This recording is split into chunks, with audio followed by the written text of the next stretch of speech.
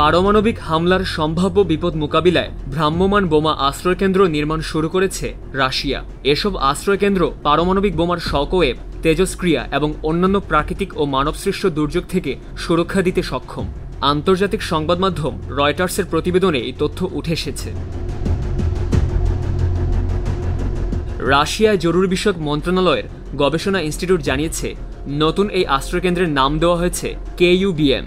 এটি 48 ঘন্টা পর্যন্ত পারমাণবিক হামলা বা প্রাকৃতিক বিপর্যয়ের ধাক্কা সামলাতে পারে। এটি দেখতে জাহাজে পণ্য পরিবহনের মজবুত কন্টেইনারের মতো।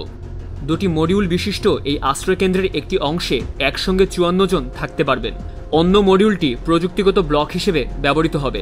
প্রয়োজনে এসব মডিউলে আরও অংশ সংযুক্ত করা সম্ভব। রাশিয়ার সরকার জানিয়েছে, বর্তমান বৈশ্বিক পরিস্থিতির সঙ্গে এসব আশ্রয়কেন্দ্র নির্মাণের কোনো সম্পর্ক নেই। তবে নির্মাণের ঘোষণা এমন সময় এসেছে যখন যুক্তরাষ্ট্রের প্রেসিডেন্ট জো বাইডেন ইউক্রেনকে রাশিয়ার ভেতরে হামলার জন্য দূরপাল্লার ক্ষেপণাস্ত্র ব্যবহারের অনুমতি দিয়েছেন। বাইডেনের এই সিদ্ধান্তে ক্ষুব্ধ হয়েছে রাশিয়া। ক্রেমলিনের পক্ষ থেকে জানানো হয়েছে, মার্কিন ক্ষেপণাস্ত্র দিয়ে রাশিয়ায় হামলা চালানো হলে মস্কো এর যথাযথ জবাব দেবে। বর্তমান ভূ রাজনৈতিক উত্তেজনার মধ্যে এই আশ্রয়কেন্দ্র নির্মাণ বিশেষভাবে নজর কাটছে।